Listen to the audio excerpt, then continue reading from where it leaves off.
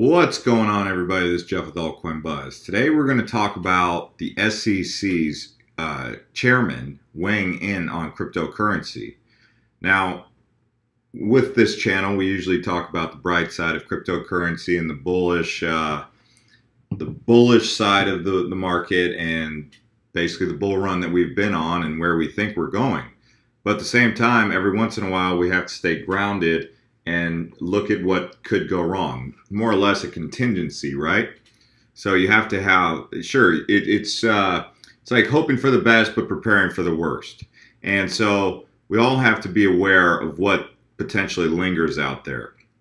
And that real lingering concern is always going to be two things mostly.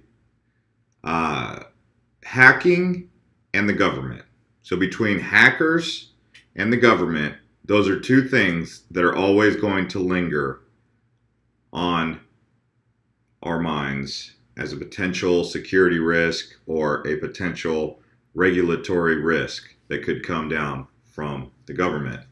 The security stuff is a whole nother subject, and the security stuff is what also brings in the regulatory. So the government gets involved because things like scams and large-scale operations where bandits run off with large loots of investors' money, etc.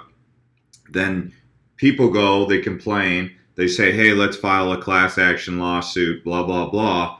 And then the next thing you know, the government steps in and says, well, let's just regulate this and set up security guidelines. Like, what do they call it? Securities, right? They'll basically, the SEC just steps in and says, okay, let's regulate this. So at the same time, you guys don't want the government involved.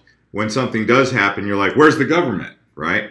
So let's go ahead and take a look at this as we continue to discuss this very topic. With markets going crypto crazy, SEC chairman steps in. So this is on TechCrunch, written by Jonathan Schreiber. It's a long article, very detailed, and basically what he talks about in here is comments from the SEC chairman, Jay Clayton. So he says, there's basically three main principles. For investors, it's buyer beware. For market professionals, coin offerings are securities. And for market makers, you may be in violation of U.S. security laws if you're not registered with the SEC and selling some of these securities. So basically what they're saying is investors, us Main Street investors, there's nothing they can really do for us, okay? They do have a way of keeping the market makers honest in a way. See, they have to be registered with the SEC. And the coin offerings are securities. But for regular investors like you and I, it's buyer beware. Now, with all that being said, let's go ahead and take a look at this comment here. Any such activity that involves an offering of securities must be accompanied by the important disclosures, processes, and other investor protections that our security laws require. So coin offerings have to uphold some of the investor protection and security laws, okay? A change in the structure of the securities offering does not change the fundamental point that when a security is being offered, our securities laws must be followed. So if you guys wanted to learn more about what Jay Clayton said, you can come on to TechCrunch, or you can just Google SEC on cryptocurrency, and there's several different articles. Now here's one of the things that he said. Here's some advice for investors considering cryptocurrency or ICO investment opportunity. So this is really important because there is some really good advice in here. Who exactly am I contracting with? Like, that's why we always look at the team. We always want to know who the team is. If we look at their website and they're putting themselves out there, they're talking, doing interviews, they got, their team on their website, that's the kind of stuff we're looking for. If they don't actually reveal that information to you and no one knows, that's something that you might not want to give your money to, right? So who is issuing and sponsoring the product? What are their backgrounds? and have they provided a full name and complete description of the product. So the fact that Microsoft working with IOTA has basically got underway, it's kind of something you're looking for, like what companies are already working with them or what reputable people are out there. Who is promoting or marketing the product? What are their backgrounds, and what are they licensed to sell the product? Have they been paid to promote the product? Okay, so that some people would call that shilling. Where is the enterprise located? So what country are they in? Where is my money going, and what will it be used for? Is my money going to be used to cash out others? Okay, so what specific rights come with my investment? Are there financial statements? If so, are they audited, and by whom? Is there trading data? If so, is there a way to verify it? So truth is, I mean, with a lot of these cryptocurrencies that are out here, and you guys can come on this article and read the rest, or you can just pause the screen right here. But the truth is, with a lot of these cryptocurrencies and altcoins that we invest in, they don't all meet these expectations, okay? For me personally, and I can only speak for myself, I can't speak for you and what your standards are. I let some of these slide every once in a while, you know? It's not, like, it doesn't have to be an American company to invest in it for me. I don't need to know what the perks are if some of these other things are in place. And that's just me, because you know what? At the end of the day, whether you guys like to admit it or not, we are sort of investing in hype. Most of the time we look at the tech, but a lot of times we're being persuaded by the hype. And you can get all mad and say, oh, that's hype, man, that's hype. I don't buy the hype, man. You know what? Hey, the reality is most of you guys are.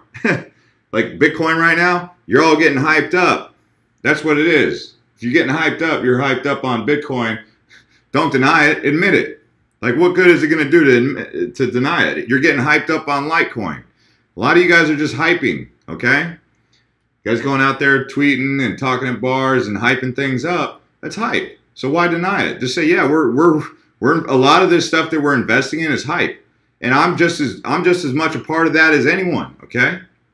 But the fact is, if you know it, then you can take the necessary steps to analyze if this is correct, if this is where you want to be putting a large amount of your money, a small amount of your money, or you've already got all your money in there and you're just going to watch it grow and you're not going to inject any new money in. But you have to be paying attention to these things, and you have to be aware of the potential threats to the market. To turn a blind eye to it is not contingency planning. Contingency planning would be something they do in the military, right? So they obviously go to war, or whoever, you know, you don't always go. I guess using the war analogy is not the most ideal one, but it's the most equivalent, right? It's like saying you want to make sure that your tank has armor-proof, bullet-resistant armor, or you want to make sure that it's got it can handle IED strikes or whatever the case may be, or it could be even your home defense system. You want to make sure that you have a burglar alarm on your home, right? Not because you're waiting for the burglar to show up so you can make sure that your investment in your alarm is actually paying off for you. You're like, well, this is just in case. It's a contingency. So you're aware of your threats in your community, okay? That's what a contingency is. And you should always have a contingency with everything, right? And in cryptocurrency, it's not all just lollipops and umbrellas down at Mary Poppins Boulevard, because this is real life. And you have to think about these kind of things. And you can't just turn a blind eye and say that someone's fudding, okay? And even if we look at here, CNBC talking about the same thing. It's a warning. It's basically what it is. It's a warning, okay? And if you look at stuff like this, you got legal action against Bittrex Exchange, a crowdfunding proposal. People are upset because they didn't get their gas from Neo. Some company or other people are upset with other exchanges because they didn't get their hard fork coins. People didn't get Bitcoin Gold when it hard forked, even though they had it on the exchange. So there's a bunch of different things out here, and obviously people are coming together talking about class action lawsuits and this and that. And, it is what it is, guys. But at the end of the day, when people start doing that, that gets these guys' attention. And the more you guys pound on those doors, the more they start coming. So you guys got to realize, what do you want? Do you want a regulated market, or do you want a deregulated market? Because in a deregulated market, it is buyer beware, and you know, weird things happen. You guys saw it already. Some of these coins just they get everybody all involved, and then next thing you know, it's like, hey, where'd they go? You saw that with CoinFido. There's been speculation with Bitfinex. There's been speculation with Tether. There's been speculation with some of these other exchanges, you know. So we just have to be aware. And what would it look like if the government came in a regulatory manner? Because right now we're in an unregulated market, and most of you guys say you want that, but what's it going to look like when and if these guys come in, Securities and Exchange Commission, come in and try to crack down on this? And you know, if they do it, others are going to follow. And what's that going to look like? Is it going to make things better? Is it going to make things worse? Well, that's what we have to evaluate in time, and we have to understand that, you know, that's outside of our doing. So the big thing that I would say to take away from all this is to make sure that you're taking profit on the way up. That's the best way that I could put it. Just make sure that you're taking profit. Like, that's when you're getting profits, just start taking profits. Start taking more profits. I know you're going to get frustrated if you sell Litecoin at 114 and it goes up to 243 next day, but you guys, this kind of stuff can happen, and you don't want to be caught in the dark. So I would say start trying to take some profits when and if you see an opportunity. Start setting your portfolio up to where you can still be in the game if it goes big, but start taking some profits when you can. If you go up 4 times, if you get 4 times gains, are you going to take profits? I mean, you're going to wait till it goes 10 times gains to take profits, or is 4 times gains good enough for you? That's the kind of stuff you got to think about. So obviously tax season is coming to an end, so maybe you'll wait till next year so you can have your finances in order. But just some things to think about, guys. I know it's frustrating and annoying, and this is not FUD. This is reality. This is what you call reality. Okay? So anyways, guys, we will talk to you later. This is Jeff the Altcoin Buzz.